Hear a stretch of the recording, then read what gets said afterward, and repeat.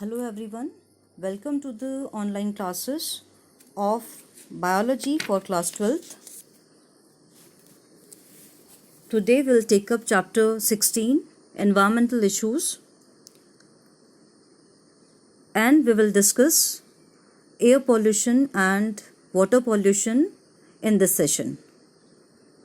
Pollution is basically any undesirable change in the physical, chemical and biological characteristics of air, water and soil that adversely affects the living organisms.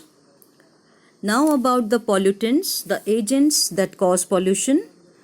Pollutants are those substances or agents which bring about undesirable changes in the properties of air, water and soil that adversely affect the living organisms. Though pollution at times occur naturally due to volcanic eruptions, forest fires, etc., it is mainly man-made due to the enormous growth in the human population size. In order to control environmental pollution and to protect and improve the quality of environment, the Government of India has passed the Environment Act 1986. Basically, pollutants are of two kinds, biodegradable pollutants and non-biodegradable pollutants. Let's take up the first topic, that is air pollution.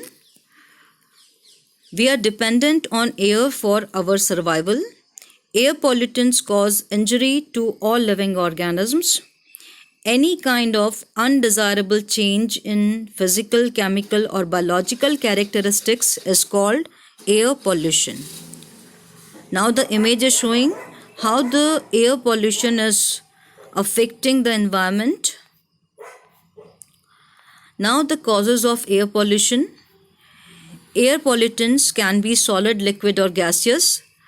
The sources of these pollutants may be thermal power plants, smelters, other industries, exhaust of automobiles, volcanoes, etc. Now the harmful effects. It is harmful to all living organisms including humans and plants. Deleteriously affect the respiratory system of humans and animals. It reduces growth and yield of crops, causes premature death of plants. Now about the devices or measures to control air pollution.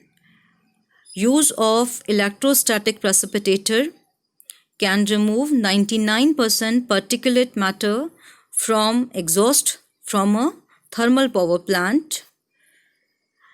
Scrubbers can remove gaseous pollutants like sulfur dioxide. Catalytic converter to be used in automobiles. But in those vehicles, we have to use unleaded petrol. Vehicles run by petrol or diesel to be replaced by CNG. Electrostatic precipitator commonly used to remove particulate matter from exhaust of thermal power plants. It has an electrode wire maintained at several thousand volts. It produces a corona that releases electrons. The electrons attach to the dust particles, giving them negative charge. The collecting plates are grounded and attract charged dust particles. It is commonly used to remove particulate matter by 99%. This is the image showing the electrostatic precipitator and how the dirty air enters. Then finally the dust particles get collected at the collecting plates and finally the clean air moves out. Now about the scrubber, which is used to remove the gaseous pollutants. The image is showing how the gaseous pollutants get absorbed and the air without the pollutants moves out through the scrubber. In a scrubber, the exhaust is passed through a spray of water to dissolve harmful gases. Catalytic converters have metals like platinum, palladium, and rhodium as catalyst. They are fitted into automobiles for reducing emission of poisonous gases. Unburnt hydrocarbons are converted into carbon dioxide and water. Carbon monoxide and nitric oxides are changed into carbon dioxide and nitrogen gases. Now about the new auto fuel policy. It laid out a roadmap to cut down vehicular pollution in Indian cities. Accordingly, as per Euro 2 norms, sulfur be controlled at 350 parts per million in diesel and 150 ppm in petrol. The goal is to reduce sulfur to 50 ppm in the diesel and petrol. Now about the Air Prevention and Control of Pollution Act. It came into force in 1981 but was amended in 1987 to include noise as air pollutant. Noise is undesirable high-level sound. A brief exposure to high-level sound, 150 decibel or more, may damage our eardrums. Chronic exposure to relatively lower noise level of cities may permanently damage hearing abilities. Now the reduction in noise level, use of sound absorbent in industries, developing horn-free zones around hospitals and schools, restricting sound levels of crackers and of loudspeakers, fixing the timings after which loudspeakers cannot be played by making laws and enforcing them.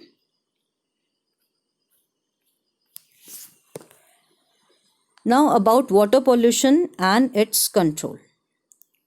Water pollution is a major global problem.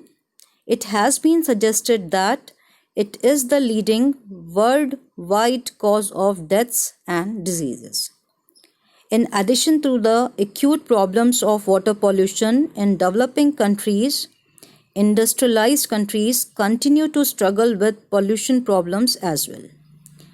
Water is typically referred to as polluted when it is impaired by anthropogenic contaminants and either does not support a human use, such as drinking water, and undergoes a marked shift in its ability to support its constituent biotic communities, such as fish.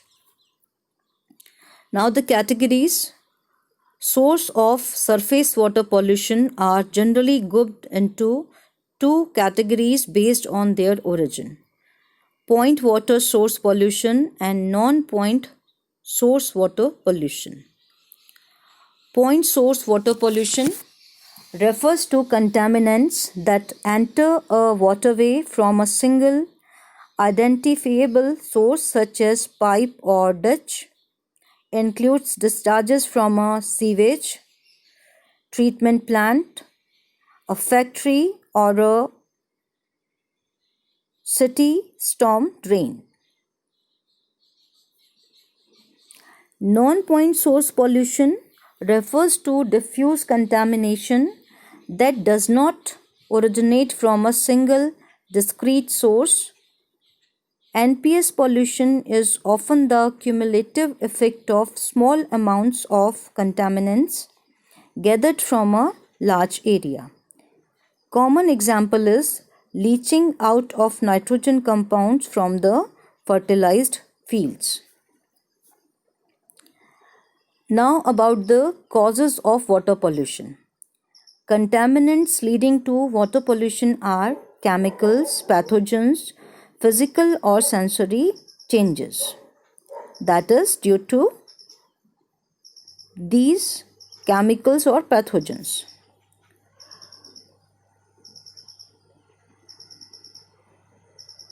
Now the images are showing how the water is getting polluted.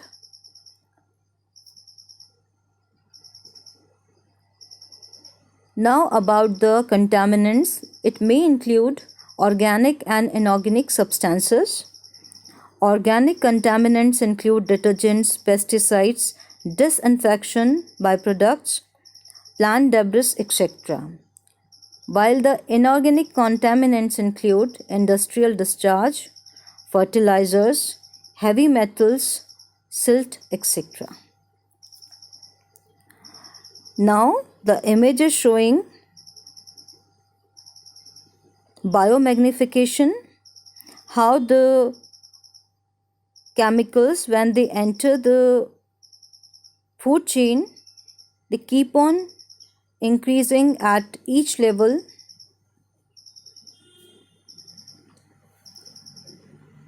Now the pathogens causing water contamination. Coliform bacteria after the indicators of water pollution. Microorganisms which cause health problems through contaminated water includes Giardia, Salmonella, parasitic worms. High level of pathogens may result from untreated sewage discharges.